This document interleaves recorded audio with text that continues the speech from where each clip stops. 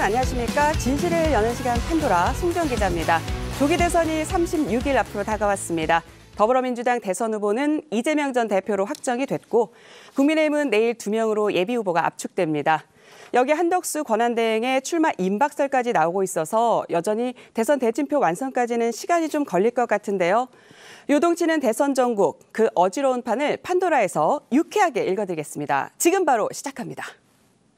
미움이 변하여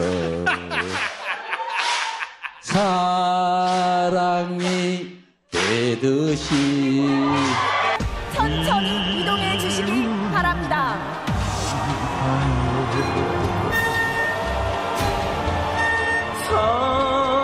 사랑도 반드시 승리하고 정권을 탈환하겠습니다. 완전히 새로운 나라, 희망과 열정 넘치는 진짜 대한민국을 만들어서 보답하겠습니다.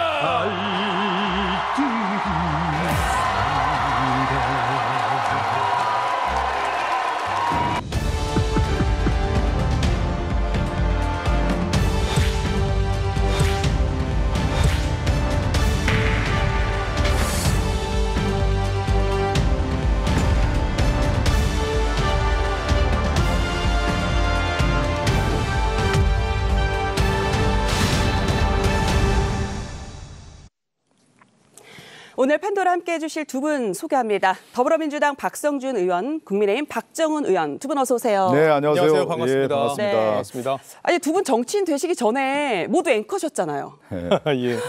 오늘 이 방송 선배들께서 찾아주셔서 제가 이제 좌청룡 우백호처럼 양옆에 버텨 계셔서 이제 든든하게 시작을 좀 해보겠습니다. 자, 이 든든함을 안고 바로 본론으로 들어가겠는데요. 먼저 박성준 의원이 준비한 판도라 열어보겠습니다. 열어주시죠. 네, 판도라를 열어야 되겠네요. 오늘 제가 준비한 판도라는 국민의힘이라 쓰고 땡땡땡 땡땡이라 읽는다. 땡땡땡 땡땡이라 읽는다. 5글자예요. 이거 맞추기 좀 어려울 것 같은데 정답은요? 제가 맞추는 거죠? 그럼요. 예. 뭐 절대 이렇게 쓰시지는 않았을 것 같은데 네. 저는 새로운 희망 이렇게 한번 해보겠습니다. 예. 속으로는 제가 분명히 이건 식은 죽 먹기 뭐 이런 거 아닐까 네. 이런 생각도 했는데 네. 뭐 저희는 사실 당 여러 가지 변화를 하고 있는 과정이기 때문에 네. 국민들에게 새로운 희망을 드릴 수 있다 이렇게 생각을 해서 네. 그렇게 답을 골라봤습니다. 이 정답을 맞추려는 욕심보다는 이제 희망을 담겠다는 이 욕심이 있으신 것 같은데, 자 의원님 정답인가요? 제가 그 소리를 들으니까 네. 절망이 앞서네. 절망. 아이고. 시작부터 팽팽합니다. 이 정답은 그럼? 국민의힘 이번에 경선하는 후보들의 모습을 보니까 네. 이 봉숭아학당이 떠오르더라고요. 예. 봉숭아학당. 하나의 왜 어떤 봉숭아학당이 개그 떠오르셨어요? 프로그램 아니에요? 대통령 후보를 뽑는 경선 토론회장이 개그 콘서트의 봉숭아학당의 하나의 모습이었기 때문에 네. 많은 분들에게 웃음을 주고 있는 것 같아요. 예. 저는 그래서 제가 얘기한 것처럼 웃음이 가시는데요. 절망이라고 하는 표현을 쓰는 게 맞다. 예. 자, 말 나온 김에 그러면 국민의힘 경선 얘기부터 좀 해보겠습니다. 자, 국민의힘 경선도 반환점을 돌았습니다. 당장 내일 그 결선 진출자가 가려질 예정인데요. 누가 올라갈지 지금 오리무중이라는 관측이 많습니다. 두 분 어떻게 전망하시는지 좀 여쭤볼게요. 자, 일단 박 의원님 먼저 전망 좀 해주시겠어요? 이제 국민의힘의 이제 경선 구도를 볼 때 어느 정도 이제 정리가 되는 것 같아요. 보면은 탄핵을 찬성했던 김문수, 홍준표, 또 탄핵을 반대했던 안철수, 또 한동훈 이런 큰 흐름의 이제 구도가 형성이 된다고 보는데 이 양쪽에서 한 사람씩 올라오지 않을까 이렇게 예상이 돼요. 구체적으로 이름을 말씀하신 건 부담스러우신가요? 부담스럽지는 않고요. 네. 지금 봤을 때는 지난번에 코미디를 아주 선사해줬던 두 분이 올라오지 않을까 싶어요. 홍준표, 한동훈. 또 다른 코미디를 다시 한번 열 수 있는 기회를 국민들에게 주는 것이 하나의 선물이다. 네. 이렇게 보고 있기 때문에 두 분이 그렇게 올라올 것 같아요. 아니, 소속 정당 얘기신데 어떻게 박 동의하세요? 의원님께서 너무 저희 당을 좀 만만하게 보시는 것 같아서 좀 저희가 걱정을 좀 덜 드렸나 하는 생각도 좀 드는데 네. 일단 지금 한동훈 후보가 상승세에 있다는 거는 아마 누구도 우리 당 누구도 부인하기는 어려울 것 같아요. 그래서 한동훈 후보는 올라갈 것 같고요.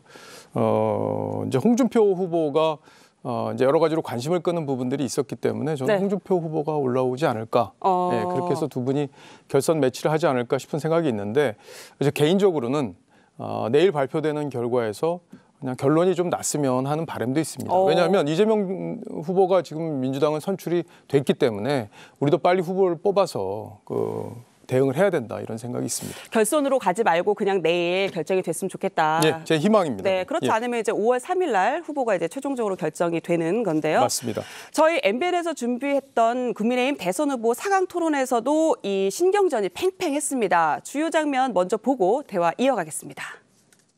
다시 또 정치 경험이 부족한 검사 출신을 뽑을 가능성이 있다고 생각하시는지요? 자, 안 후보님처럼 길게 정치하는 정치로서 국민들께 저는 소홍받을 수 없다고 생각해요. 저는 짧은 정치지만 금투세 투쟁에서 민주당이 이겼고 가상화폐 과세 막아냈고 금정선거 역전승했고 윤 대통령의 과오를 지적하면서 용기 있게 싸웠습니다. 그리고 결정적으로 계엄을 막았습니다. 결국은 뭐 검사하신 것 그리고 또 윤 대통령이 시켜준 그 일들밖에는 없다고 저는 그렇게 받아들이겠습니다. 그냥 마음대로 받아들이시네요, 항상. 네, 받아들입니다. 예, 받아들이십시오. 자, 만약 제가 대통령이 되면 저한테 비판하실 일이 있으면은 그때도 절대로 댓글로 하시지 말고 만나자 그러면 제가 만날 테니까 절대 댓글은 다시면 안 된다. 상상력이 뛰어나시네요. 당원들이 비판하는 것 당연히 허용돼야 되고 그거 뒤 캐고 다니면 안 되는 겁니다. 알겠습니다. 앞으로 대통령 되신다면 그런 짓 하지 마십시오. 홍준표 후보와 함께 대결을 했으면 좋겠습니다. 예. 이유 굉장히 유쾌합니다. 사실 서로 이렇게 싸우고 나도 서로 기분이 나쁘지 않습니다. 저는 이재명 하겠습니다. 결국은 우리는 결국은 우리는 하나고요. 우리는 하나고 결국은 누가 되든 간에 그 목표로 가야 합니다. 다 같이 함께 올라가고 싶습니다. 당에서 이 룰을 잘못 정했어요. 원샷으로 끝내야 됩니다. 여기서 또 이기본들 한덕수 대행하고 또 해야 되거든요. 세상에 이게 선거 앞두고 이런 경우가 어디 있습니까?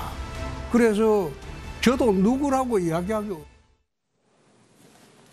네, 영상 보고 오셨는데요. 일단 좀 천천히 얘기를 해보겠습니다. 이번 토론 일단 누가 잘한 것 같은지 짧게 이름만 얘기 좀 해주시겠어요? 한 명만. 짧게요? 네, 한 명만. 뭐 짧게 이름을 얘기하기보다는 네. 우리 이제 지혜로워야 되거든요. 토론에서 꼭 이기려고 하는 사람이 꼭 지는 경우가 많거든요. 제가 이런 고사를 하나 인용하면은 논쟁에서 이기면 친구를 잃는다는 말이 있어요. 네. 그러니까 논쟁에서 지면 기분이 나쁘지만 논쟁에서 꼭 이기려고 하면 이제 친구를 잃기 때문에 특히 대선 같은 경우에서는 예의를 찾지 않으면 네. 대선이 끝난 이후에 이게 사분열되고 하나로 모으기가 어려워요. 그래서 경선에 있어서도 충분한 예의를 갖춰야 되는 건데 저기에서 볼 때 가장 못한 사람을 꼽는다고 하면 저는 한동훈 후보인 것 같아요. 한동훈 후보. 꼭 이기려고 하잖아요. 그리고 이제 토론이라고 하는 것은 상대에게 공간을 열어줘야 돼요. 룸을 열어줘야 되는데 네. 그 공간을 닫고 있기 때문에 그런 면에서 저는 역으로 네. 가장 못한 사람을 꼽으라고 하면 한동훈 후보일 것 같아요. 토론은 잘했지만 이게 지지율로 올라가지 않을 것이다. 이런 취지로 말씀하시는 건가요? 아니 이제 그 지지자들에게는 이제 하나였던 그 기분을 좋으는 하나였던 활력소가 될 수도 있겠죠. 저런 네. 토론 방식 자체가. 그렇지만 많은 사람들에게 이제 공감대를 형성할 수 있는 큰 그릇을 만들어줘야 되거든요. 네. 그릇의 크기를 보여주는 게 이제 토론인데 네. 그릇의 크기를 좀 작게 보여주는 것 같아요. 우리 박정훈 의원님이 한동훈 후보의 오른팔 아닙니까? 맞습니까? 예, 뭐 그렇게 생각할래요. 오늘 여기서 이제 뭐 박 의원님께서 네. 우리 한동훈 후보가 가장 못한 후보라고 지금 평가를 해주셨는데 네네. 전 개인적으로 좀 민주당이 가장 껄끄러워하는 후보기 때문에 그렇게 평가한 게 아닌가 그런 견제하는 생각이 거다. 듭니다. 왜냐면요, 이제 물론 토론이라는 게 그릇을 담는 그런 중요한 무대이기도 합니다. 근데 과거에 이재명 대표가 토론했을 때도 사실이 아닌 얘기로 윤석열 후보한테 왜 조영 씨한테 커피 타줬어요? 이렇게 물어보지 않았습니까? 그런 행동들은 그 사실도 아니었는데 그렇게 공격적으로 얘기를 해서 프레임을 씌우려고 했던 그런 것들을 보면 그러니까 토론의 본질은 자신이 갖고 있는 논리와 비전을 보여줌으로써 상대방보다 우월하다는 거를 입증하는 거거든요. 네. 결국엔 유권자들한테 그런 것들을 보여주는 무대이기 때문에 저는 한동훈 후보가 그런 면에서 굉장히 탁월한 토론을 했다. 이렇게 네. 보여지고요. 또 상대 후보들 중에 김문수 후보나 또 지금 이제 3강 구도를 형성하고 있는 홍준표 후보의 경우에 여러 가지 문제점들이 토론 과정에서 드러난 부분들이 있었어요. 예를 들어 책에 쓴 내용을 물었는데 그 내용을 모른다든지 본인이 공약했던 것을 바꿨는데 왜 바꿨는지도 모른다든지 그런 부분들이 드러났기 때문에 이제 한 후보가 상대적으로 저는 토론을 잘했다고 평가하고 싶고요. 다만 이제 우리 당에 오랫동안 정치를 해오신 우리 홍준표 후보나 또 네. 많은 분들 우리 TK 지역에서 지금 지지를 받고 있는 김문수 후보나 이런 분들도 본인들의 비전은 충분히 설명할 수 있는 기회였다 이렇게 보여집니다. 상대적으로 민주당 토론회는요. 관심이 없었어요. 혹시 보셨어요? 관심 없었다. 아니, 저는 이제 기자니까. 예, 거기까지만 일이니까. 하죠. 예. 네. 아니, 국민의힘에서 어쨌든 이제 두 분이 뽑히고 내일 이제 3시 발표가 나잖아요. 그리고 나서 이제 또 5월 3일 날 최종적으로 이제 결정이 되면 결국은 이제 지금 분위기로는 한덕수 권한대행이랑 또다시 이제 단일화 협상이 될 가능성이 지금 제기가 되고 있습니다. 말이 나온 김에 저희가 한덕수 권한대행 이 얘기로 좀 넘어가 보겠는데 이거 짧게 yes or no 단답형으로 대답을 주시고 이후에 이제 그 내용을 좀 풀어서 질문을 이어가 보겠습니다. 첫째, 한덕수 권한대행 출마한다 yes, 안 한다 no. 자, 먼저 저는 no. no. 출마 안 한다. 네, 그거는 뭐 다시 설명드리겠습니다. 네. 출마한다. yes. 출마한다. yes. 예. 자, 다음은 한덕수 권한대행 출마한다면 완주한다. yes. 중도 포기한다. no. 먼저 하실까요, 이번에는? no. no. 중도 포기한다. 중도 포기한다. 출마는 하지만 중도 예. 포기한다. 저도 no라고 해요. no. 예. 자, 마지막으로 국민의힘 대선 후보 누가 됐든 한덕수 권한대행과 단일화한다. yes. 그렇지 않다. no. no. no. 저도 no. no. 예. 어차피 단일화는 한덕수 권한대행이 오더라도 이뤄질 수 없다. 자, 그럼 좀 더 자세히 얘기를 좀 해보겠습니다.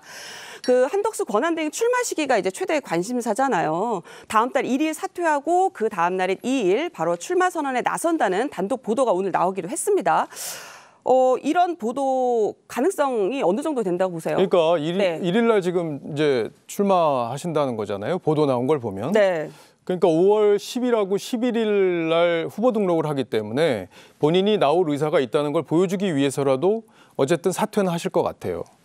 근데 이제 제가 한덕수 권한대행에게 말씀드리고 싶은 게 있어요. 이거 한 가지만 생각해 보시고 결정을 하셨으면 좋겠습니다. 네. 만약에 국민의힘 후보가 선출이 됐는데 그 후보가 단일화를 안 하겠다 이렇게 말했을 땐 어떻게 하실 거죠? 저는 그 부분이 한덕수 권한대행께서 가장 고민해 봐야 되는 지점이 아닌가 싶습니다. 만약에 지금은 여러 후보가 있기 때문에 우리 후보들이 좀 약해 보이는 측면이 있지만 네.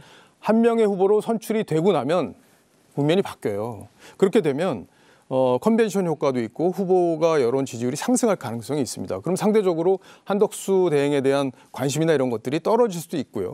근데 이제 우리 후보가 선출이 됐으니까 우리 당에서는 어느 누구도 한덕수 얘기를 하기가 어려워져요. 예, 왜냐하면 해당 행위가 되기 때문에. 네. 그때 한덕수 후보를 누가 끌고 계속 선거를 치를 수 있게 갈 것이냐. 단일화를 한다면 5월 10일 전에 해야 되는데 그쵸. 그럼 그 전까지는 한덕수 대행은 무슨 힘으로 동력으로 선거를 단일화 얘기를 끌고 갈 수 있을까? 예를 들어 홍준표 후보가 안 한다고 했다 지금 한다고 했잖아요. 근데 조금 전에 토론에서 본 거 보면 안 하고 싶은 것 같잖아요. 근데 만약에 후보가 된 다음에 나 안 할 거야 단일화.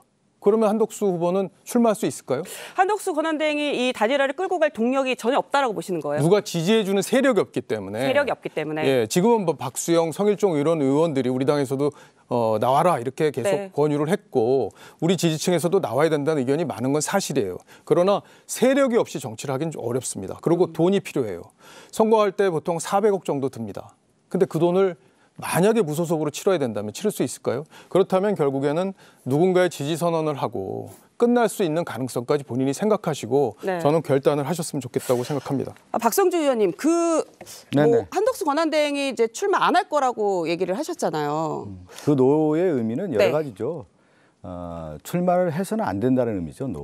희망이 섞인 노였다. 희망이 섞인 것보다는 한덕수 총리가 나설 수는 없다. 네. 예를 들면 지금 이제 총리로서는 공정한 정치적 중립성을 통해서 공정 선거를 관리해야 될 사람인데 후보자로 나와서 선수로 뛰겠다라고 하는 것이 국민들 네. 눈높이에서는 맞지 않는 것이고 또 하나는 역대 이제 우리나라 대통령 후보들을 볼 때 피와 땀과 눈물을 통해서 국민을 대변해주는 그런 역사적 서사 구조가 있어요. 네. 하나의 어떤 드라마를 만들었던 사람들이 대통령 후보가 되는 경우가 많은데 지금 이제 한덕수 총리 같은 경우는 어떤 서사적 구조가 있나요? 피와 땀과 눈물을 흘렸습니까? 국민을 위해서 대신했습니까? 대변했습니까? 상징했습니까? 그런 것이 아니라 지금까지 비단길 걷고 단물 빨아먹던 사람인데 어디서 여기서 다시 그 카드를 내민다라고 하는 것은 국민에 대한 모욕인 것이죠. 그렇기 때문에 이제 해서도 안 되는 거고 네. 또 하나는 정치는 맷집이거든요. 맷집이 있어야만 그 선거 과정에서 충분히 견딜 수 있는 힘이 있는 건데 네. 한 번도 맞아본 적이 없기 때문에 제대로 한 번 맞으면 그냥 중도 포기할 거라고 포기할 수밖에 없는 거 그걸 누가 때리냐. 네. 한덕수 총리를 뒷받침해줬던 국민의 힘이 이제는 네. 한동훈 지금 벌써 이제 박정훈 의원이 한덕수 총리를 좀 상당히 디스하고 있지 않습니까? 제가요? 그러면 지금 디스하고 있잖아요. 제가 못 언제 나온다고 디스를 했잖아요. 중도 포기한다는 것 자체가 뭐냐면 실제 네. 그러한 경쟁력이 없다라고 하는 것을 선언하는 거란 말이죠. 네. 그것이 1차적 허들을 어디서 넘어야 되는 거냐면 한덕수 총리는 국민의힘에 있는 허들을 넘어야 되는데 그 허들을 넘을 수가 없다라는 거예요. 그러니까 자. 최종적으로 저는 한덕수 총리는 시간적으로도 그렇고 물리적으로도 그렇고 아까 얘기한 것처럼 필요 충분 조건이라고 하는 경우는 정당에서의 강력한 힘을 뒷배를 만들어줘야 되는 건데 그 힘이 없기 때문에 추동력이 없는 것이죠. 여기서 이제 그만큼 힘이 없는 것이죠. 이 한덕수 권한대행 이 단일화 관련해서 어쨌든 두 분 다 부정적으로 말씀을 주시는데 그렇다면은 국민의힘 대선 주자와 한덕수 권한대행이 만약에 단일화를 한다면 승산이 없다고 보시나요? 아니요, 이제 단일화에 대한 얘기는 계속 나올 거예요. 네. 예, 왜냐하면 지금 우리 국민의힘이 있는 후보들이 이재명 후보를 이기는 게 쉽지 않지 않느냐라는 그런 마음 속에 우리 지지자들이 그게 들어있거든요. 네. 그렇기 때문에 대안으로 이제 경험이 일단 풍부하고 그리고 미국과 여러 가지 통상 문제를 해결할 수 있는 분 그리고 이제 고향이 전북이기 때문에 네. 호남에서 일정 부분 지지를 받을 수 있겠지 않을까 하는 어떤 기대감 이런 것들이 뭉쳐져서 한덕수 대안론을 만들어낸 것 같습니다. 그러나 우리 당의 경선 과정에 참여하지 않은 상태이기 때문에 우리 당 후보가 뽑힌 다음에는 힘의 우열이 바뀌기 때문에 네. 그 과정을 감안해서 이제 결단을 해야 된다고 저는 생각하는 거고요. 중요한 건 그거 같아요. 대통령은 어떤 구도로 만들어지질 않습니다. 네. 시대 정신을 갖고 있는 사람이 만들어내는 거거든요. 저는 윤석열 정부가 실패한 게 행정 권력을 남용한 측면이 있기 때문에 실패했다고 봐요. 그런데 분명히 이재명 후보도 의회 권력을 남용했습니다. 네. 그거 우리 국민들이 다 알고 있고요. 탄핵을 30번이나 했는데 그중에 대통령을 제외하고는 아무도 헌재에서 민주당이 원하는 판결을 받지 못하지 않았습니까? 그거에 대해서도 민주당 책임을 가져야 되고 국민들이 그거에 대해서 의회 권력을 남용했다는 생각을 갖고 계세요. 그렇기 때문에 이 두 가지 비정상적인 행위를 이번에 정리해야 된다. 네. 그리고 정상 국가로 가야 된다. 저는 이게 이번 대선의 시대 정신이라고 봅니다. 그럼 그 시대 정신을 누가 실천할 수 있느냐가 중요한 거지. 이게 전북 출신이기 때문에 뭐 표를 더 갖고 오고 이런 정치 구도상으로 이 문제를 바라봐서는 오히려 성공하기가 어렵다. 저는 네. 그런 의견을 갖고 있습니다. 제가 의회 권력 남용 말씀하셨는데. 아니 이제 그 하나 언급을 해야 되는 것은 시대 정신 얘기를 하셨는데 지금 이번 대선에서 가장 큰 시대 정신은 이제 국가 정상화이거든요. 민주주의를 회복하고 또 하나는 경제를 이제 회복하는 차원에서의 대선 시대 정신을 할 수가 있는데 그러면 그 시대 정신을 담보할 수 있는 사람이 누구냐를 뽑는 거 아니겠습니까? 근데 국민의힘은 내란 쿠데타 세력의 집산지였다라고 볼 수가 있는 거죠. 윤석열 정권의 뒷받침했던 국민의힘이고 그다음에 윤석열이 구속된 이후에 그들의 정당에서는 내란을 옹호하는 모습이었단 말이죠. 이것을 절연하지 못했기 때문에 네. 지금 국민의힘은 시대정신이라고 하는 부분을 얘기할 자격이 없다라고 하는 것을 선언해 주는 거고 또 하나는 한덕수 총리뿐만 아니라 국민의힘에 있는 후보들이 이것을 어떻게 할 거냐에 대한 부분인데 그것이 뭐냐면 윤석열이 지금 국민의힘에 있는 정당의 당원 아니겠습니까? 이 정도 되면은 축출하고 제명하고 새롭게 출발하고자라고 하는 것을 국민에게 대국민 선언을 해야 되는 거예요. 그것이 바로 시대정신이라고 하는 것을 얘기를 해야 되는 건데 윤석열을 지금 안고 가는 거 아니겠습니까? 폭탄을 안고 가는데 언제 터질지 모르는 폭탄을 지금까지 계속 안고 있는 국민의힘이 저는 시대정신을 얘기할 수 있는 근본적 명분과 정당성이 없기 때문에 여기서 가장 큰 실타래가 풀리지 않고 있다라고 하는 것을 말씀드리는 겁니다. 잠깐 반론할 기회를 좀 주셔야 될 것 같은데요. 요거 짧게. 그럴까요? 예, 예. 네. 일단 1분만 드릴게요. 뭐 저희가 내란 정당, 옹호 정당 이렇게 말씀하셨는데 저희는 분명히 계엄 당일날 이재명 대표가 숲에 숨어 있을 때 한동훈 대표와 저희 국회의원 18명이 들어가서 계엄에 반대하는 표결을 했어요. 그리고 뭐 탄핵 과정에 여러 가지 논란이 있었고 우리 지지자들 마음에 상처도 있었지만 그 민주당 혼자 한 건 아니지 않습니까? 여러 가지로 우리 당의 지금 경선 과정을 통해서 과거의 문제점 그것들을 우리가 선을 분명히 그으려고 지금 하는 과정이고 한동훈 후보는 그 점을 계속 강조하고 있기 때문에 저희가 시대의 정신을 말할 자격이 없다 이렇게 평가하는 거는 어불성설이라고 보고요. 그리고 이재명 대표가 민주당을 어떻게 운영해 왔는지 지금 민주당에서 단 한 명이라도 이재명 대표에 대해서 비판하는 의원 보신 적 있으세요? 들어보신 적 있으세요? 그건 1인 독재 정당이라고 해도 과언이 아니에요. 만약에 이재명 시대가 만약에 집권이 가능하다면 우리나라가 어떤 방향으로 흘러갈지 정말 걱정스러워하는 국민들이 아직은 더 많다고 저는 그렇게 봅니다. 네, 저 이제 민주당 얘기가 나왔는데 박정원 의원님이 준비한 판도라 열어보고 민주당 얘기를 좀 더 이어가 보도록 하겠습니다. 박정원 의원님 준비하신 판도라 열어주세요. 예, 제가 준비한 판도라는요. 민주당 경선 땡땡도 울고 갈 땡땡 추대식 이렇게 정해봤습니다. 아니 오늘은 이 문제가 다들 어려워요. 이거 못 맞추실 것 같은데. 아니 쉬운 것 같은데. 아 그래요? 정답은? 예. 제가 네. 얘기를 하면은 문제가 쉬운데요. 그래요? 예. 국힘도 울고 갈 감동 추대식. 아 재밌었습니다. 예, 재밌었어요. 네, 정답은? 정답은 네. 푸틴도 울고 갈 총통 추대식. 이렇게 하겠습니다. 예. 뭐 푸틴 대통령 당선 때 지지율이 거의 뭐 87.3%였는데 그거 예. 말씀하시는 것 같은데 이유 맞아요. 좀 설명해 주시겠어요? 쉽잖아요, 그죠? 예, 87%로 이제 푸틴이 5번째 대통령으로 뽑혔잖아요. 근데 이재명 후보가 89.77%예요. 근데 이거 90% 미만으로 맞춘 것 같기도 하고 좀 애매하기도 한데 어쨌든 네. 이건 거의 전체주의 국가에서나 가능한 득표율이 아닌가 싶습니다. 조금 전에도 말씀을 드렸지만 네. 저는 민주적 정당이라고 하면은 여러 가지 다양한 목소리가 존재해야 된다고 생각해요. 우리가요, 윤석열 정부가 잘못했을 때 국민의힘에서 여러 가지 목소리가 나왔습니다. 한동훈 대표의 목소리는 그중에 하나였어요. 뭐 김건희 여사 문제라든지 예를 들어 여러 가지 그 총선 과정에 있었던 논란들, 의대 정원 문제라든지 저희는 쓴소리를 다 했습니다. 당에서 저도 그런 목소리를 많이 냈고요. 과연 민주당에서요. 네. 이재명 대표가 경기지사 시절에 1억 2천만 원을 쓴 혐의로 법인카드를 마음대로 쓴 혐의로 기소가 됐잖아요. 네. 기소됐을 때 민주당에서 그거에 대해서 쓴소리하는 분 한 명이라도 나왔습니까? 그리고 사모님 팀을 운영해서 사모님 의전을 하고 어떤 지자체에서 그런 일이 있었어요. 그럼에도 불구하고 민주당에서는요. 단 한마디의 비판 목소리도 나오지 않았습니다. 만약에 이재명 대표가 대통령이 된다면 누가 이재명 대표를 비판할 수 있겠어요? 비판할 수 있는 세력은 당내에서 없다고 봅니다. 그렇다면 정말 위험한 총통과 같은 권력, 총통은 히틀러였잖아요. 그런 권력을 행사할 수 있는 그런 걱정이 든다. 그런 의미에서 이런 답을 뽑아봤습니다. 네, 그럼 저 이렇게 좀 약간 바꿔서 박성중 의원님께 여쭤볼게요. 지난 민주당 대선 경선에서 이재명 후보가 50.29%의 이제 그 지지율을 받았어요. 근데 이제 이번에는 거의 90%대 육박하는 지지율을 받았단 말이에요.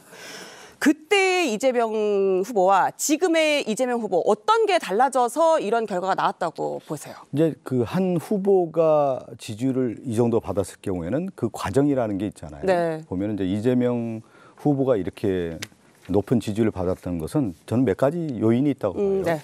첫 번째는 윤석열 정권 들어서서 그 고난과 역경을 딛고 일어났다라고 하는 부분이 이제 가장 국민들에게 다가갈 수 있었던 부분인 것 같고, 두 번째는 저는 업적이라고 봅니다. 그 업적이 뭐냐면 성남시장과 경기도지사 그리고 민주정당 안에서 대통령 후보 이전에 당대표로서 네. 리더십을 확고하게 뿌리내리기가 굉장히 어려워요. 근데 당대표로서 확고한 뿌리를 내리고 지난 총선에 승리하고 이번에 이제 대통령 후보가 됐다라는 부분, 업적이라고 하는 부분이 있는 거고, 세 번째는 그러면 누가 더 일을 잘할 수 있느냐에 대한 비전에 대한 제시를 볼 때 이재명 후보가 그런 세 가지 요건이 필요 충분 조건으로서 네. 강력한 이제 후보가 됐다라고 볼 수가 있겠고, 제가 그 지난 2022년도에 50.29%라고 했잖아요. 네. 근데 처음에 이제 당 대표가 나왔을 때는 77%를 얻었습니다. 그 다음에 그 당대표 연임할 때는 85%였단 말이에요. 지금 이재명 후보가 됐을 때 89.77%였습니다. 이건 뭐냐면 우리 당내에서도 그렇고 국민 여론조사에서도 그렇고 네. 아 이제는 이재명 후보에게 맡겨서 일을 해야 되겠구나. 한번 마음껏 일해봐라. 강력한 지지를 보냈기 때문에 이 결정체로서의 이재명 후보가 됐다. 이렇게 봐야 되는 겁니다. 그러면 이재명 후보가 사실은 이제 각종 여론조사에서 뭐 상당히 높은 지지율을 갖고 있는 거는 부인할 수 없는 상황인데 여전히 이 사법 리스크라는 변수가 남아 있어요. 그 박성준 의원님 이 대법원 전원합의체에 이제 그 사건이 해부가 됐고 심리가 빠르게 진행되고 있는데 이 언제쯤 선고 날 거라고 좀 보세요? 저는 이제 이재명 후보에 대한 이제 야당 대표였고요. 네. 이제 민주당의 공당의 이제 후보였는데 윤석열 정권의 가장 우선순위는 뭐였을까요? 야당 대표를 정적 죽이기 위한 검찰의 동원에 의해서 검찰 리스크를 만든 것이죠. 그것이 공직선거법이 됐든 뭐 허위사실 유포가 됐든 이런 모든 것들을 기획수사를 통해서 여기까지 왔던 건데 이것을 하나하나 이재명 후보가 극복해왔고 네. 그것을 이제 국민들에게 인정받았는데 저는 그 사법 리스크라는 표현은 맞지 않은 것 같고 이제는 대통령 선거가 임박한 이 시점에서는 이제 국민의 시간으로 가서 국민의 어떤 선택의 시간이라고 볼 수가 있는 거고 네. 이미 이제 국민들이 눈높이에서 봤을 때 윤석열 정권이 결국은 야당 대표를 죽여서 영구 집권 결국은 군사 쿠데타를 모색했다라고 하는 것이 국민들이 눈과 귀를 통해서 확인한 거 아니겠습니까? 그것은 바로 네. 이것이 저는 모든 리스크를 이재명 후보가 극복했고 그것을 확인하는 자리가 어제 이재명 후보의 89.77%라고 하는 강력한 지지율이 그만큼 보여주고 있다고 봅니다. 네. 그 박정훈 네. 박정훈 의원님께 여쭤볼 텐데 선거 시기 그리고 결과에 대해서 답변을 해주셨으면 예. 좋겠는데 생방송이라 1분 네. 조금 남았습니다. 아니 근데 전 제일 이해가 안 되는 네. 게 민주당이 왜 이 재판을 대법원에서 빨리 못하게 하는지 압박하는지 이해를 못하겠어요. 왜냐하면 네. 2심에서 무죄 받았잖아요. 그리고 이 대법원에서 확정 판결로 무죄가 나오면 민주당한테 좋은 거 아닌가요? 그럼 빨리 해달라고 그래야 되는 거 아닌가요? 왜 이걸 하면 안 된다고 계속 지금 저는 하면 안 된다는 얘기를 하지 않았는데. 정청래 최고위원도 그 하면 안 된다고 사법이 정치에 개입하는 거라는 식의 참정권을 국민 참정권을 이제 건드리는 거라는 식의 말씀을 하셨고 여러분들이 그렇게 말씀하고 계세요. 그만큼 민주당 자신이 없는 거예요. 네. 이 거짓말한 부분은 명확해요. 이 거짓말한 것이 선거법을 위반했느냐에 대한 판단이 1심과 2심이 달랐을 뿐인데 네. 저는 합리적인 우리나라의 최고의 법관들이 모여 있는 대법원이라면 빨리 이 문제 원래요 9개월 만에 끝났어야 되는데 30개월 걸렸어요. 그럼 네. 한 달 안에 끝내야죠. 이미 한 달 안에 끝낸 전례도 있습니다. 네. 아니 오늘 두 분 하실 말씀이 엄청 많은 것 같은데 생방송이다 보니까 시간이 되게 부족한데 저희가 다음에 한 번 더 모시고 이 남은 얘기들은 좀 더 이어가 보도록 하겠습니다. 오늘 말씀 잘 들었고요. 이제 두 분과는 여기서 인사드리겠습니다. 감사합니다. 네, 감사합니다. 고맙습니다.